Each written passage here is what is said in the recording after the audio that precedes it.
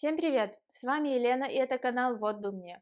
Вы только решили получить визу в США или уже заполнили все анкеты, подготовили документы, оплатили консульский сбор, но волнуетесь, что в выдаче визы вам откажут?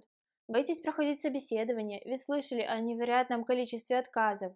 В этом видео я поделюсь советами и рекомендациями о том, как подготовиться к интервью, что брать с собой в посольство, а также как побороть волнение и успешно пройти интервью. Кстати, у нас есть подробная видеоинструкция по заполнению анкеты DS-160, которую необходимо заполнить всем желающим получить любую неиммиграционную визу в США, а также пошаговая инструкция регистрации в системе посольства и записи на собеседование. Ссылки на эти видео я оставлю в описании внизу. А теперь давайте начинать.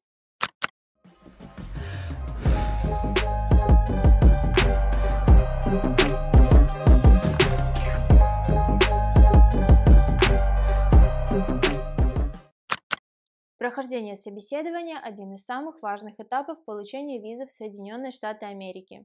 Оно длится всего несколько минут, но подготовиться к нему нужно очень серьезно. Первое, о чем необходимо знать – посольство не разрешается проносить с собой мобильные телефоны, ключи от автомобиля, косметику, продукты питания, медицинские препараты, а также любые другие электронные устройства, вроде смарт-часов, фитнес-трекеров, беспроводных наушников, фотокамер, даже электронных сигарет и всего прочего. Также сюда входят большие сумки, колющие, режущие и легковоспламеняющиеся предметы. Взять с собой вам разрешают только прозрачную папку с документами. Но самое главное, на территории посольства камеры хранения для всех запрещенных предметов нет, и о сохранности всех ваших вещей за пределами посольства вы должны позаботиться самостоятельно. Да, это приносит массу неудобств, но таковы правила посольства. И если не подготовиться к этому заранее, существует вероятность того, что вы просто не успеете найти место, где это все оставить, и пропустите свое время. А даже если найдете, ваше настроение оставит желать лучшего, и это может негативно сказаться на прохождении собеседования. Вот несколько вариантов, как можно решить эту проблему. Оставить все эти вещи дома, прихватив с собой только папку с документами и деньги на проезд. Да, именно на проезд, ведь ключи от автомобиля брать с собой в посольство тоже нельзя.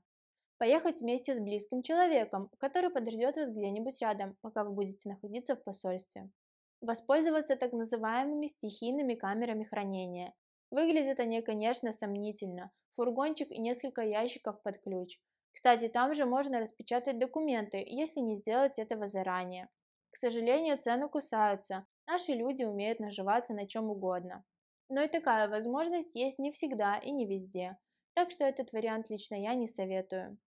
Заранее запланируйте свой маршрут и посчитайте, сколько времени вы потратите на дорогу. Не опаздывайте и не приходите слишком рано, ведь здание все равно пускают только по времени. Выберите простую одежду, которую надели бы в офис. Яркие вызывающие наряды – не самая хорошая идея. Подготовьте и отсортируйте все свои документы заблаговременно. Не печатайте все подряд. Вам пригодится самый минимум. Загранпаспорт, подтверждение заполнения анкеты DS-160, оплаты консульского сбора и записи на собеседование. Еще нужно ваше фото. Оно должно быть такого же формата, как и цифровой вариант фотографии для анкеты DS-160. Приносить ее с собой необходимо не во всех странах. Однако, если во время заполнения анкеты ее требовали, распечатанный вариант вам тоже понадобится. Не лишним будет взять с собой дополнительно и справку с работы или учебного заведения, справку о ежемесячной зарплате за последние полгода, выписку из банка и справку о том, что ваш работодатель готов предоставить вам отпуск на время вашей поездки, а также все предыдущие загранпаспорта, если такие имеются. Еще вы можете взять с собой документы, подтверждающие владение недвижимостью. При общении с консулом ведите себя вежливо и естественно. Вам не поможет, если вы будете слишком нервничать, поэтому будьте спокойны. По возможности улыбайтесь, но не переусердствуйте. Как только вас позвали, нужно предоставить свой загранпаспорт и подтверждение анкеты.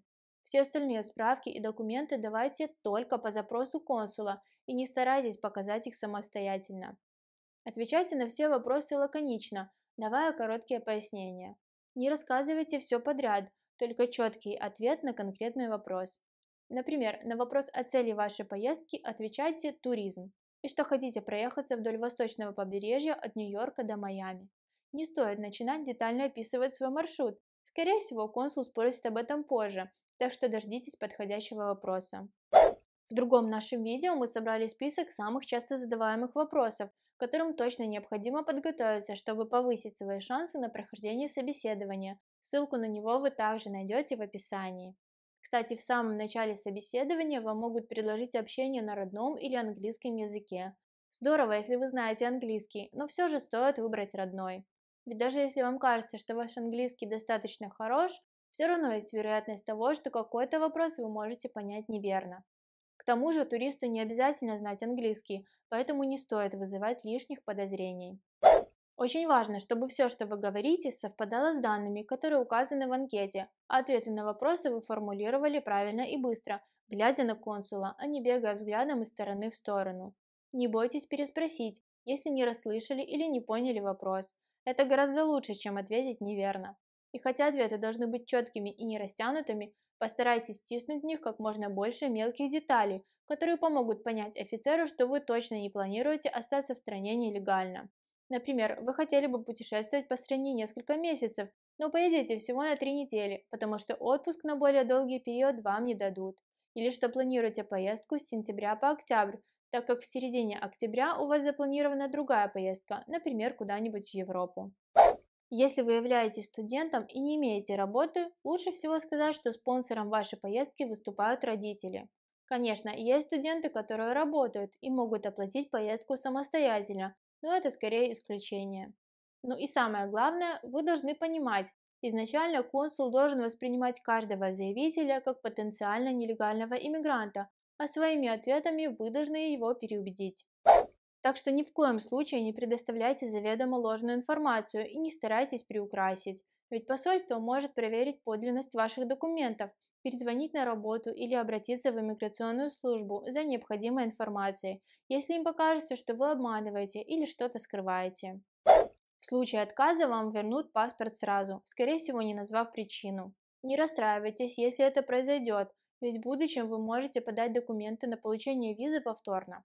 Если визу вам одобрят, паспорт останется в посольстве и будет отправлен обратно курьерской службой или способом, который вы указали при регистрации и записи на собеседование. Однако и тут бывают исключения. Если во время более детальной проверки посольство найдет несоответствие предоставленных данных или узнает, что вы указали ложную информацию, паспорт могут вернуть и без визы, или даже поставить запрет на въезд на ближайшие 10 лет. Кстати, существует множество способов посетить США. Это и студенческие, и туристические, и рабочие визы, и запрос на грин-карту для творческих личностей, и программы обмена, таких как Work and Travel и Au Pair, и даже выигрыш в Dairy Lottery. Все эти нюансы мы рассматриваем на нашем канале, и в будущем обязательно запишем видео по каждому из перечисленных способов. Если информация была полезной и познавательной, поддержите наш проект. Подпишитесь на канал, подключите уведомления, поставьте лайк и поделитесь этим видео с друзьями. О чем бы вы еще хотели узнать, расскажите в комментариях. Если вы уже получали визу, обязательно поделитесь своим опытом и впечатлениями, ведь вместе мы сможем дополнить список советов и подготовиться еще лучше. Каждую неделю мы делимся полезным контентом, так что зовите друзей и оставайтесь с нами.